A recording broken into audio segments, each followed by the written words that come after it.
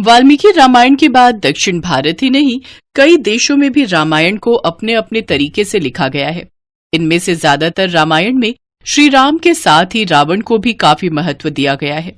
रावण की बेटी का उल्लेख भी थाईलैंड की रामकिएन रामायण और कंबोडिया की रामकेर रामायण में किया गया है। रामकिएन और रामकेर रामायण के अनुसार 7 बेटों के अलावा रावण की एक बेटी भी थी, जिसका वर्णन इन्हीं 2 ग्रंथों रामकिएन रामायण तथा रामकेर रामायण में मिलता है। रावण की बेटी सुवर्ण मत्स्य का शरीर सोने की तरह दमकता था, इसलिए उनको सुवर्ण मच्छा अथवा स्वर्ण जलपरी भी कहा जाता है। प्रचलित लिखित कथा में वर्णन है कि एक बार रावण की बेटी सुवर्ण मच्छा को जब हनुमान जी से प्रेम हो गया। ये घटना तब की है जब प्रभु श्री राम ने लंका जाने के लिए समुद्र पर नल और नील को सेतु बनाने का कार्यभार सौंपा, तो नल और नील समस्त वानर सेना के साथ लंका तक समुद्र पर सेतु बांधने के कार्य में जुट गए। जब ये बात रावण को पता चली तो उसने अपनी बेटी सुवर्ण मच्छा को इस योजना को नाकाम करने का काम सौंपा। पिता की आज्ञा के अनुसार सुवर्ण मच्छा ने वानर सेना की ओर से समुद्र में फेंके जाने वाले पत्थरों और चट्टानों को गायब करना शुरू कर दिया। ये कैसे हो सकता है? हम जो भी पत्थर पानी में फेंक रहे हैं वो गायब हो रहे हैं। हाँ, ऐसे तो हम समुद्र पर सेतु नहीं बना पाएंगे, क्योंकि समुद्र में पत्थर और चट्टानें गायब हो रही हैं। नल नील, तुम चिंता मत करो, मैं अभी समुद्र के भीतर जाकर इस माया का पता लगाता हूँ। उसके पश्चात हनुमान जी इसका कारण जानने के लिए समुद्र में उतर गए। वे समुद्र की गहराई में इधर उधर ढूंढते रहे कि आखिर कौन सेतु के कार्य में बाधा डाल रहा है। तब हनुमान जी ने ध्यान से देखा और पाया कि एक सुनहरी मछली पत्थरों को अपनी पूंछ से खींचकर समुद्र में ले जा रही थी। वो मछली कोई और नहीं बल्कि रावण की बेटी सुवर्ण मच्छा थी। रुको, तो वो तुम ही हो जो हमारे सेतु के पत्थर गायब कर रही हो और हमारे सेतु के कार्य में बाधा डाल रही हो। सुवर्ण मच्छा ने जैसे ही हनुमान जी की ओर देखा, वो उन पर मोहित हो गई और मन ही मन उसे उनसे प्रेम हो गया। मैं तुमसे कुछ पूछ रहा हूँ, तुम कौन हो और ये सब क्यों कर रही हो? मैं श्री राम भक्त पवन पुत्र हनुमान तुम्हें दंड दूं, इससे पहले मुझे सत्य कहो। अच्छा, तो आप ही हनुमान हैं। आपकी वीरता के बारे में मैंने बहुत सुना है। आज आपके शुभ दर्शन भी हो गए।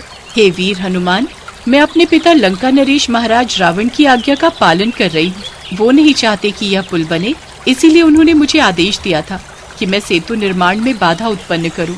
तुम जानती नहीं हो कि तुम्हारे पिता अधर्म की राह पर चल रहे हैं। तुम जानती हो उन्होंने माता सीता का हरण किया है, इसीलिए प्रभु श्री राम माता सीता को तुम्हारे पिता रावण की कैद से छुड़ाने के लिए लंका पर चढ़ाई कर रहे हैं।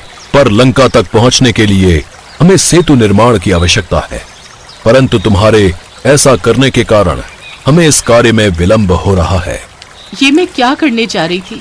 मुझे तो इस बारे में कुछ पता ही नहीं था। नहीं, मैं अधर्म का साथ नहीं दूंगी। आपका बहुत बहुत धन्यवाद। आपने मुझे ये पाप कर्म करने से रोक दिया और मेरा हृदय परिवर्तित किया। परंतु मैं आपसे कुछ कहना चाहती हूँ। मेरा हृदय परिवर्तित करने वाले वीर हनुमान, आपने मेरे हृदय में अपने लिए एक अलग स्थान बनाए है। मैं आपसे स्नेह करने लगी हूँ। हनुमान जी सुवर्ण मच्छा के हृदय की बातों को समझ रहे थे। हे देवी, मैं बाल ब्रह्मचारी हूँ, इसलिए मैं आपके इन प्रश्नों का कोई उत्तर नहीं दे सकता। बस मैं इतना कहना चाहूंगा कि ये युद्ध धर्म की स्थापना के लिए हो रहा है, इसलिए कृपा करके सेतु निर्माण में कोई बाधा उत्पन्न न करें। सुवर्ण मच्छा हनुमान जी की बातों को ध्यान से सुन रही थी। उसका हृदय परिवर्तित हो गया। उसने हनुमान जी का सम्मान किया और महानता का परिचय दिया, और उसी पल से वो राम भक्त बन गई। इस प्रकार सुवर्ण मच्छा ने अधर्म के स्थान पर धर्म का साथ दिया और राम सेतु के निर्माण में योगदान दिया।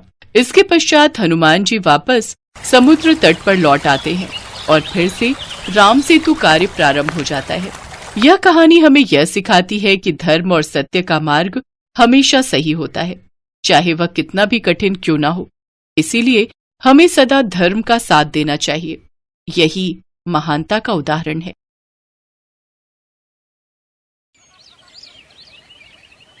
हमारे हिंदू धर्म में महान ग्रंथ रामायण से जुड़ी बहुत सी कथाएं प्रचलित हैं, जो रामायण से जुड़े सभी महान चरित्रों का वर्णन देती हैं।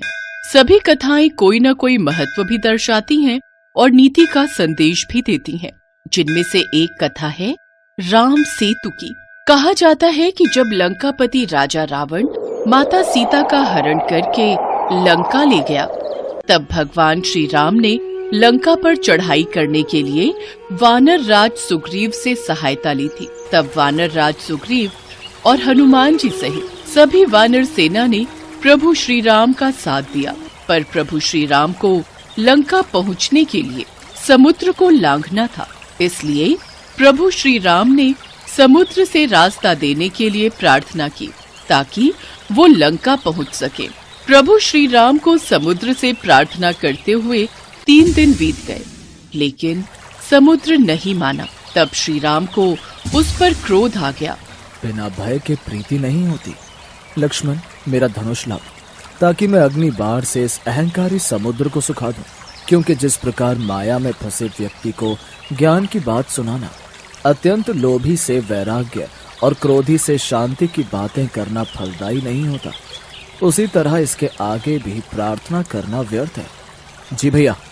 श्री राम ने धनुष पर प्रत्यंचा चढ़ाई तो समुद्र भय से कांप गया। पूरी सृष्टि कांपने लगी, स्वर्ग में भी उथल पुथल हो गई। जैसे ही प्रभु श्री राम अग्नि बाण छोड़ने लगते हैं, अचानक घबराकर समुद्र श्री राम के समक्ष प्रकट होता है और क्षमा प्रार्थना करता है। त्राहिमाम, त्राहिमाम, रुकिए प्रभु, रुकिए, मुझे क्षमा कीजिए, मुझे क्षमा कीजिए।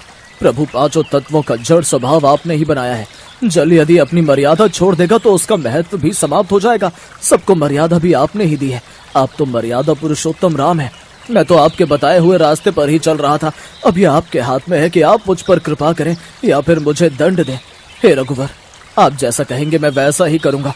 आपको बाढ़ चलाने की भी कोई आवश्यकता नहीं है। मैं तो आपकी इच्छा मात्र से ही सूख जाऊंगा और आपको रास्ता दे दूंगा। मैं वो भी करने को तैयार हूं, पर उसमें मेरी मर्यादा भंग होगी। 5 तत्वों आकाश, वायु, अग्नि, जल, पृथ्वी में से यदि किसी एक ने भी अपने स्वभाव को बदला तो उसका महत्व समाप्त हो जाएगा, उसकी मर्यादा भंग हो जाएगी, तो सृष्टि के संतुलन में विकार उत्पन्न हो जाएगा, जिससे इस धरती पर विस्फोट हो जाएगा। प्रभु, यदि आप प्रलय से पहले ही प्रलय लाना चाहते हैं तो आपको अधिकार है, अन्यथा इस ब्रह्मास्त्र से मेरी रक्षा कीजिए। प्रभु श्री राम तो स्वयं ही मर्यादा पुरुषोत्तम है। उन्होंने उस समय समुद्र की विनती को सुना। जब श्री राम ने समुद्र को तात कहकर पुकारा तो लक्ष्मण सहित सभी वानर सेना मुस्कुराने लगी, क्योंकि वे भी जानते थे कि प्रभु श्री राम का हृदय कितना कोमल और दयालु है। क्योंकि उन्हें कभी क्रोध आ भी जाए तो भी वो शांत हो जाते हैं। प्रभु श्री राम समुद्र की इस विनम्र विनती से प्रसन्न हो गए और समुद्र पार करने का उपाय पूछा।